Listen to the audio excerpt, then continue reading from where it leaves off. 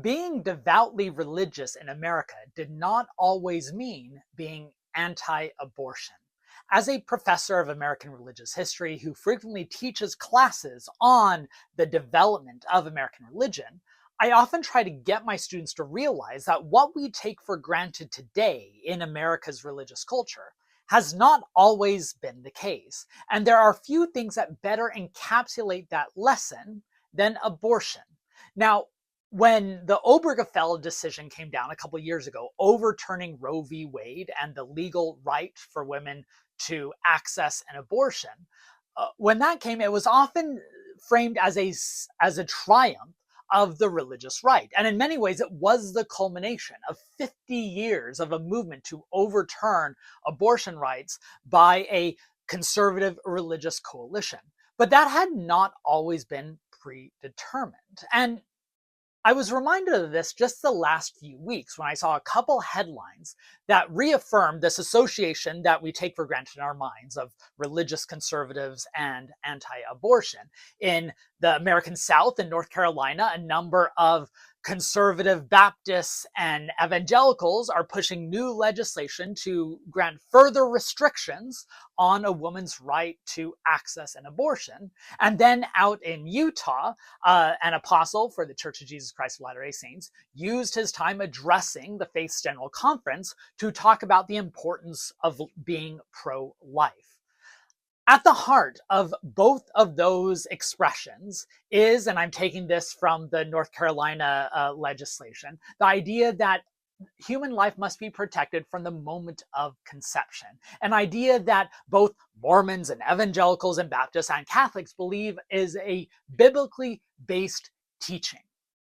But today I want to talk briefly in this video, you know me, briefly about how religious conservatives came to that point in the 1970s, because it was far from determined that would be the case. And we'll see how religiously devout, especially the evangelicals, evolved from actually celebrating Roe v. Wade to, in the end, praying for its demise. Let's dig in. But first, we need some context. For a long time in America, the people most identified with the anti-abortion movement were Catholics. There had been a long-held Catholic tradition of what they called pro-life, the anti-abortion position, that life begins at conception and therefore abortion is murder. Now, there were some evangelicals and Protestants who would have agreed with that position, some who opposed it, but a majority of evangelicals were primarily apathetic toward the abortion issue. It was not a driving cause.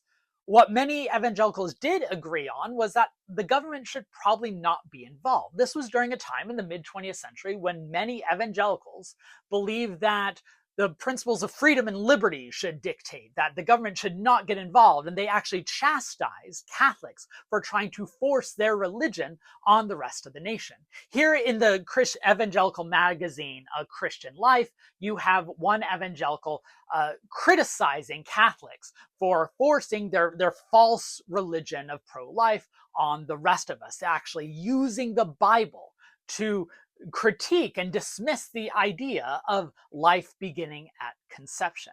The following year, 1978, the very prominent evangelical periodical Christianity Today gathered some of the leading intellectuals and figures in the evangelical movement to see if they could come to a consensus on the abortion topic. And while they agreed, coming out of the gathering, that there was not a set of ideas upon which all of them would agree, when life began, what the role of abortion could be, how the government can get involved, there was a general consensus that the government should actually loosen its restrictions on abortion, and that life was different pre-birth to post-birth. The term that was typically used was there is fetal life, which was important, it was sacred, but it was different than life or individual life.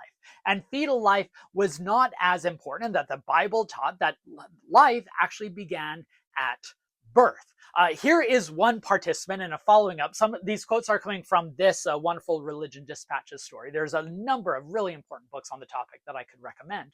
But here is one participant from that summit saying that God does not regard the fetus as a soul. Again, using the Bible for this defense. And I want to emphasize that these were not liberal, progressive evangelicals. These were those who would be determined as conservative and orthodox. Now, to show the broad interdenominational perspective on this, I'm going to bring in the Latter-day Saints, especially since I opened up with an LDS apostle speaking about abortion. Around this same time, in late 1967, the Utah legislature was starting to debate legislation on either loosening the abortion laws or restricting it. This was a classic debate of how much the government can get involved in an individual life. Delegates approached the LDS First Presidency, which at the time included David O. McKay, who was the LDS prophet. Here is David O. McKay.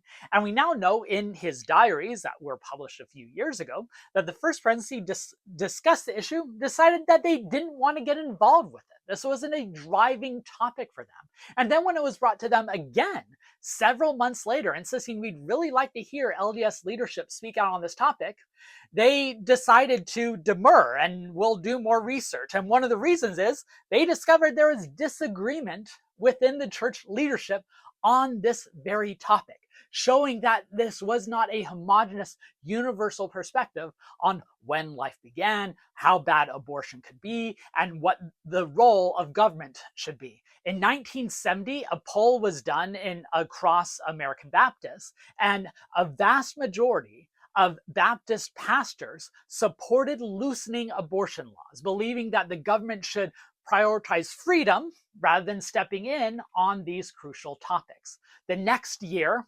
1971, the Southern Baptist Convention issued its first resolution on the topic of abortion, and did two things. One, it insisted that life began at birth and that fetal life, while sacred, is different than life.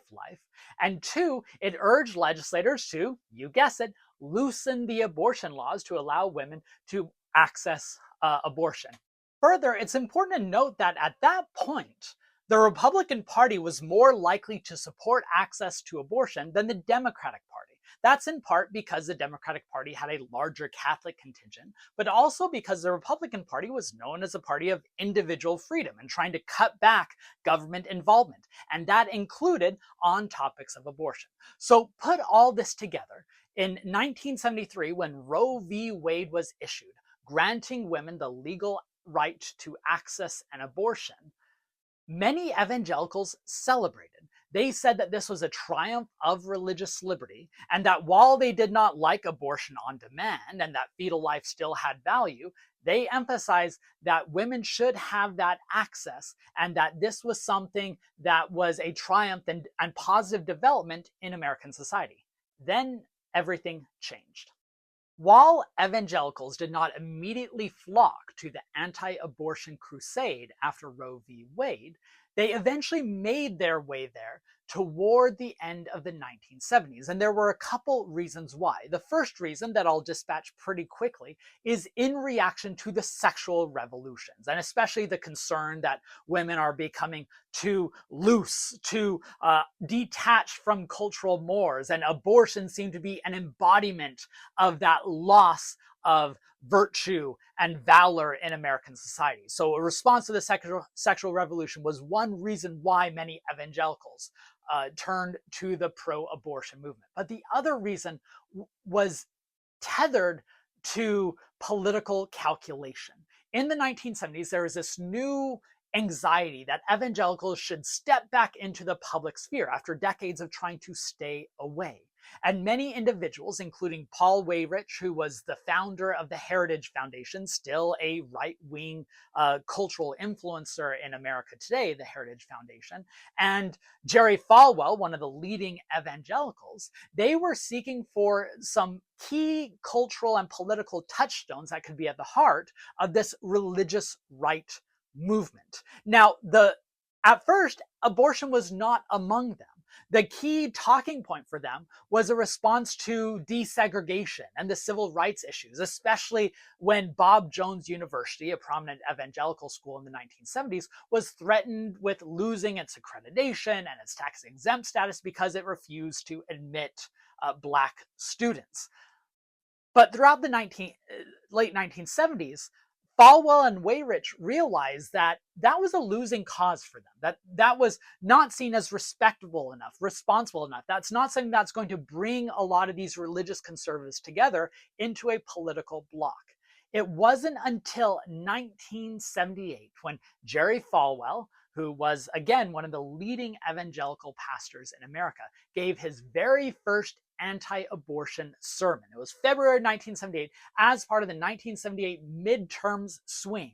And Falwell and Weyrich, this is Paul Weyrich, the founder of the Heritage Foundation, they realized the power of those words, that it spread like wildfire, that suddenly those who were too cautious to support the anti-civil rights measures of the religious right were much more willing to support the anti-abortion measures of the religious right. And so Paul Weyrich, in his personal, private, and public writings, makes it very clear that he realized that they had found their core issue. They had found something that was going to tie the religious right together. And so in 1979, Falwell and Weyrich found the Moral Majority, this new organized conservative religious coalition. The next year, 1980, the Southern Baptist Convention issued another resolution on abortion, where now they're talking about abortion destroying human life rather than just fetal life. And other groups, including the Mormons, start issuing their own public statements. Now, for the Latter-day Saints, there had long been a number of Latter-day Saints who had denounced abortion, even dating all the way back to Brigham Young, but it was hardly consistent, nor was it always systematic. But now you start seeing a much more substantial anti-abortion message from the LDS pews. And one of the individuals who did this more than anyone else was a newly called apostle named Russell Nelson, who decades later will become the LDS church president, who in many ways embodied this fusion of the culture war politics of the 1970s and 1980s and eventually the 1990s into theology. So now, anti-abortion was a key plank of the religious right. So what are some of the key lessons we can take from this episode? Well, first, it should reaffirm that things that we take for granted today, like the correlation of religious and anti-abortion, have not always been the case, and that in many ways, traditions like that were a product of a very particular time due to a particular political calculation. Second, this can show how politics and culture can frame the way that people approach religious doctrine and even the way they read scripture. The same evangelicals who were using biblical verses in the 1960s to denounce the Catholic doctrine of life beginning at conception are now using the Bible to defend their pro-life positions, echoing the very interpretations that they had denounced decades before. It also helps that in 1978, the NIV Bible was published and included language that was much more useful to the anti-abolition crusade. And finally, I hope this is a reminder of how fascinating religious history is and how digging into its even near recent past, just a couple of decades ago, can give context for how we got here and perhaps give us lessons of where we're going in the future. I hope you enjoyed this video. Like it if you did, share it with your friends, and if you haven't yet, please subscribe to this channel if you enjoy this type of analysis of the history, bringing meaning to the present.